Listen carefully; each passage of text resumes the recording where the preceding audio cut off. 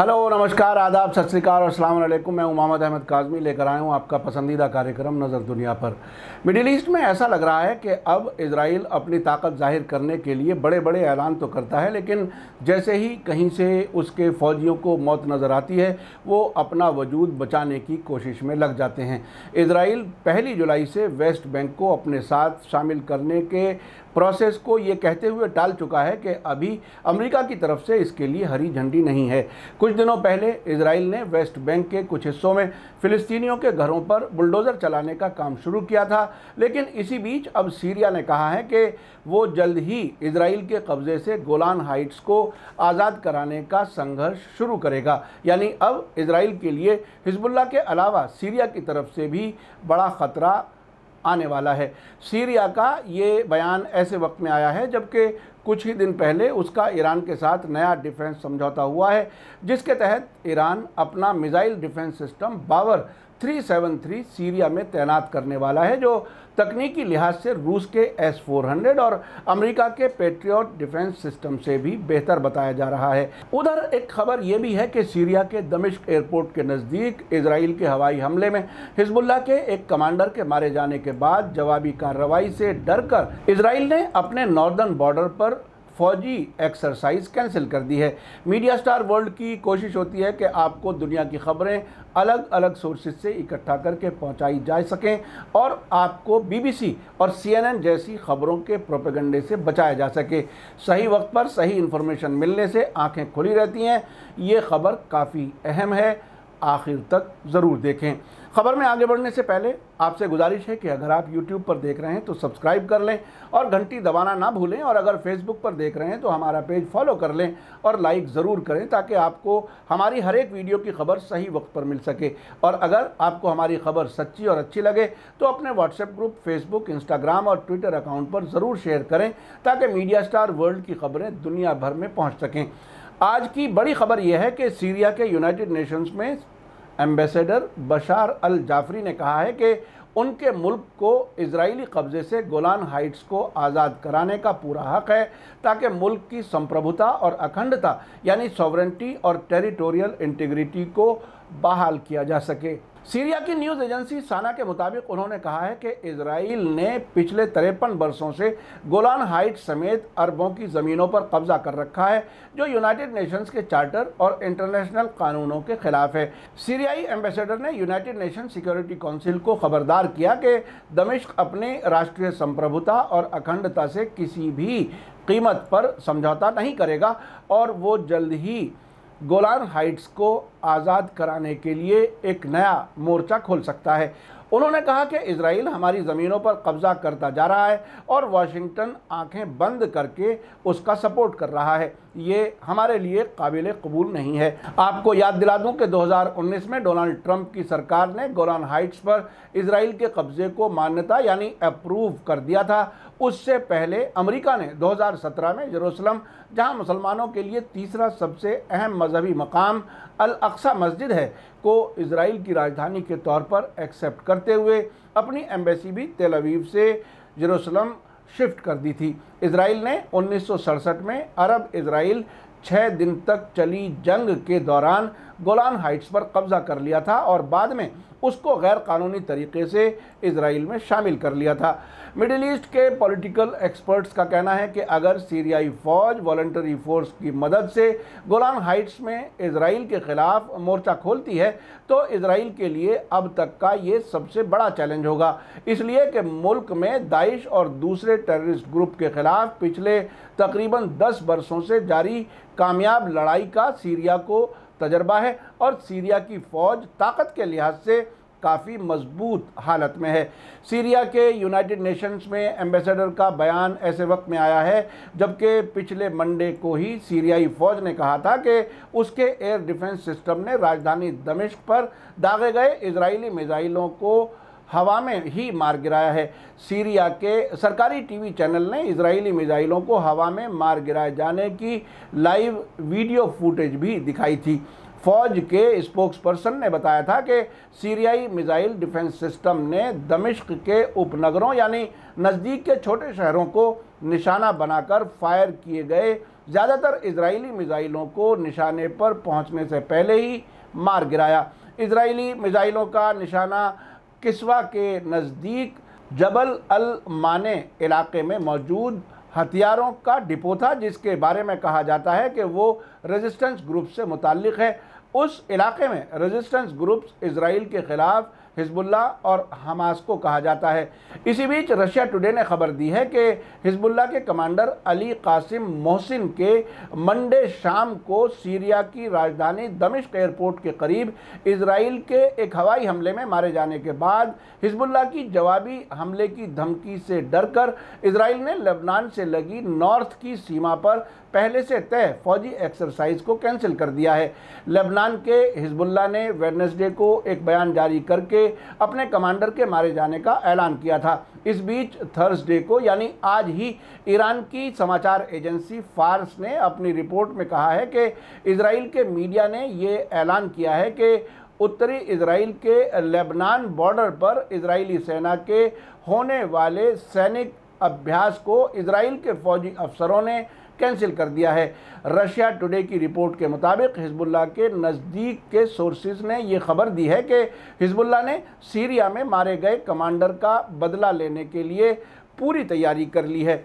इस बीच इजराइल के अखबार जेरूसलम पोस्ट ने खबर दी है कि इजराइल डिफेंस फोर्स ने थर्सडे यानी आज ही एक्स्ट्रा पैदल फौज नॉर्दर्न कमांड को मजबूत करने के लिए तैनात की है। यह फैसला लेबनान के हिजबुल्लाह के कमांडर के मारे जाने के बाद की हालत की बुनियाद पर लिया गया है। इजरायली फौज के स्पोक्सपर्सन ने एक बयान में कहा है कि हालात का जायजा लेने के बाद फौज को कुछ खास जगहों पर तैनात किया गया है। इसी बीच लंदन में रहने वाले बड़े अरब पत्रकार अब्दुल बारी अतवान ने हाल ही में ईरान में होने वाले कुछ अहम वाक़यात और इजराइल की तरफ से होने वाली कार्रवाइयों के बारे में अपने अखबार रायल यौम में कुछ चौंकाने वाली बातें लिखी हैं, जिसके बारे में अब तक ईरान भी खामोश है और इसके बारे में वहाँ के मीडिया में बहुत कम खबरें आ रही हैं। उनका कहना है कि सीरिया के अंदर इजराइल के मिसाइल हमलों के जारी रहने से ईरान की लीडरशिप वाले इस्लामिक रेजिस्टेंस फ्रंट में काफ़ी गुस्सा है और इसके सपोर्टर्स सारी दुनिया में इस बात से परेशान हैं कि मुंह तोड़ जवाबी हमला नहीं हो पा रहा है, जिससे इजराइल के हौसले पस्त हो जाएं और वो सबक सीखे। अतवान आगे लिखते हैं कि परेशानी की इससे ज़्यादा बड़ी वजह यह है कि इस हालत का फ़ायदा उठाकर अब शायद इजराइल ने ईरान के अंदर हमले करना शुरू कर दिए हैं और ईरान के परमाणु प्रतिष्ठानों यानी न्यूक्लियर इंस्टॉलेशंस और फाइनेंशियल सेंटर्स को निशाना बनाने लगा है। हालिया दिनों में कई जगहों पर आग लग जाने के वाक़यात के बारे में कुछ शक जाहिर किया जा रहा है कि ये काम इजराइल ने ही किया है। गैर सरकारी और अनकन्फर्म्ड रिपोर्ट में कहा जा रहा है कि ईरान से सीरिया पहुँचने वाले सटीक मिसाइलों की पूरी खेप को इजराइल ने निशाना बनाया है, जिसमें 5 ईरानी एक्सपर्ट्स और हिजबुल्लाह का एक कमांडर मारा गया है। ये बहुत बड़ा वाक़या है। इस पर ईरान की लीडरशिप वाले मोर्चे की तरफ से जवाबी हमला होना तय है। ये बात इजरायली एक्सपर्ट्स भी मान रहे हैं। अतवान के कहने के मुताबिक इस वाक़े के बाद इजराइल ने गोलान हाइट्स के इलाके की वायु सीमा बंद कर दी है और फ़ौजों को हाई अलर्ट रहने का ऑर्डर दिया है, क्योंकि हिजबुल्लाह की तरफ से जवाबी कार्रवाई साउथ लेबनान या फिर सीरिया के किसी इलाके से हो सकती है, क्योंकि हिजबुल्लाह के कमांडर अली कामिल मोहसिन सीरिया की ज़मीन पर ही मारे गए हैं। 70 साल के फ़िलिस्तीनी मूल के जर्नलिस्ट अब्दुल बारी अतवान ने आगे कहा है कि हमें ये मालूम है कि सीरियाई और ईरानी निशानों पर इजराइल के हमलों की वजह पूरे इस्लामी रेजिस्टेंस फ्रंट को जंग में घसीटना है, जिसका फ़ायदा ट्रंप को प्रेसिडेंट चुनाव में मिल सके और Israeli prime minister Benjamin Netanyahu गंभीर क्राइसिस से बाहर निकल सकें। लेकिन अगर इजराइल के इन हमलों पर जवाबी हमला न किया गया तो इससे अमेरिका और इजराइल की हिम्मत बढ़ेगी और वो ईरान के अंदर हमले करने का सिलसिला तेज़ करेंगे। साउथ दमिश्क में हमले के बाद इजराइल ने अपनी फ़ौजों को हाई अलर्ट किया है, तो इसकी वजह इजराइल में पाया जाने वाला ये खौफ है कि हसन नसरुल्लाह ने चूँकि कहा है कि हम अपने हर जवान के मारे जाने का बदला लेंगे, तो हिजबुल्लाह इस बार भी जवाबी हमला ज़रूर करेगा। इस वाक़े पर हिजबुल्लाह की तरफ से खामोशी है, अब तक कोई बयान जारी नहीं किया गया है। शायद इसकी वजह यह है कि हिजबुल्लाह ने बयान जारी करने के बजाय जवाबी हमला करने का फैसला किया है और इसके लिए इस्लामी रेजिस्टेंस फ्रंट में तालमेल का काम पूरा किया जा रहा है। उधर अमेरिका और इजराइल के हमलों पर ज़ोरदार जवाबी हमले का इशारा ईरान के सुप्रीम लीडर आयतुल्लाह खामेनेई की उस बात से भी मिल गया है जो उन्होंने इराक़ के प्राइम मिनिस्टर मुस्तफ़ा अल काज़मी से मुलाकात के दौरान कही है कि जनरल कासिम सुलेमानी और उनके साथियों का मर्डर इराक़ की ज़मीन पर किया गया है और ये काम अमरीकियों ने किया, जिसका बदला ईरान ज़रूर लेगा। इससे कुछ एक्सपर्ट्स ने यह नतीजा निकाला है कि इराक़ की ज़मीन पर अमरीकियों के ख़िलाफ़ बड़ी कार्रवाई होने वाली है। उनका कहना है कि आने वाले दिन और हफ्ते शायद अमरीका और इजराइल के हमलों के जवाब में रेजिस्टेंस मोर्चे के बड़े हमले होने वाले हैं। उधर लेबनान के हिजबुल्लाह के नेता हसन नसरुल्लाह के बेटे जवाद नसरुल्लाह ने एक ट्वीट से मीडिया में तहलका मच गया है और मीडिया के साथ ही राजनीतिक हलके भी इस ट्वीट के मकसद के बारे में अटकलें लगा रहे हैं। उन्होंने ट्विटर हैंडल पर लिखा है, मैं इरादा करता हूं, तुम इरादा करते हो, लेकिन हिजबुल्लाह जो इरादा कर लेता है वो कर गुजरता है। इजराइल के ख़िलाफ़ रेजिस्टेंस में इतना गुस्सा पाया जा रहा है, लेकिन दूसरी तरफ सऊदी अरब की लीडरशिप वाले अरब मुल्क इजराइल से तेज़ी से ताल्लुकात बढ़ा रहे हैं।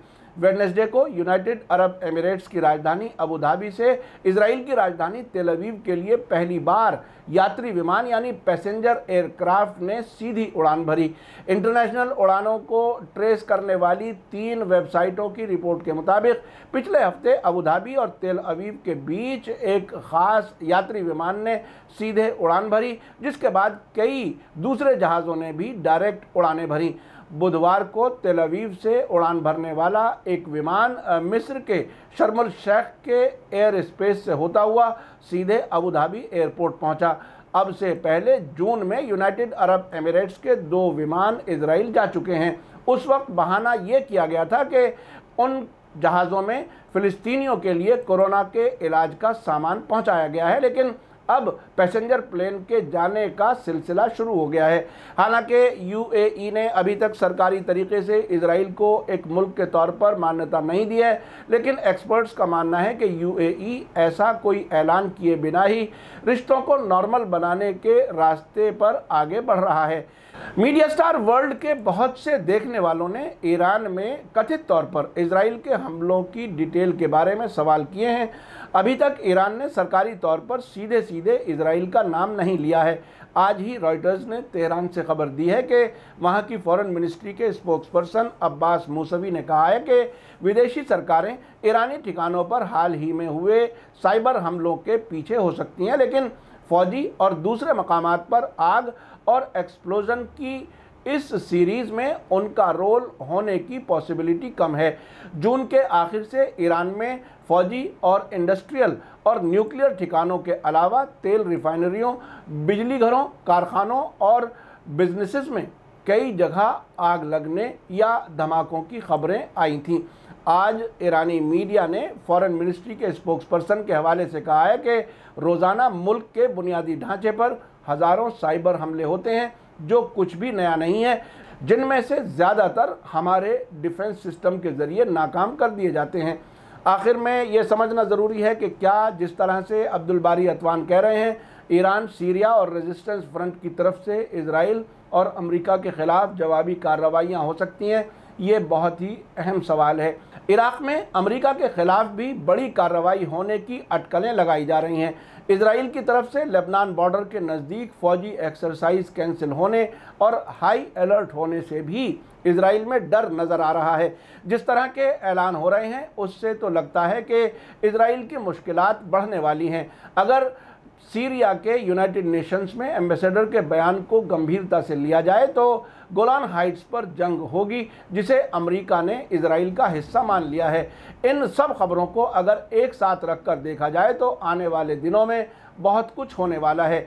मीडिया स्टार वर्ल्ड की कोशिश रहेगी कि आपको सभी खबरें पहुंचाई जाती रहें। इसी के साथ मुझे दीजिए इजाज़त। आज का एपिसोड कैसा रहा कमेंट्स में ज़रूर लिखें। थैंक यू, धन्यवाद, शुक्रिया। जय भारत, जय हिंद।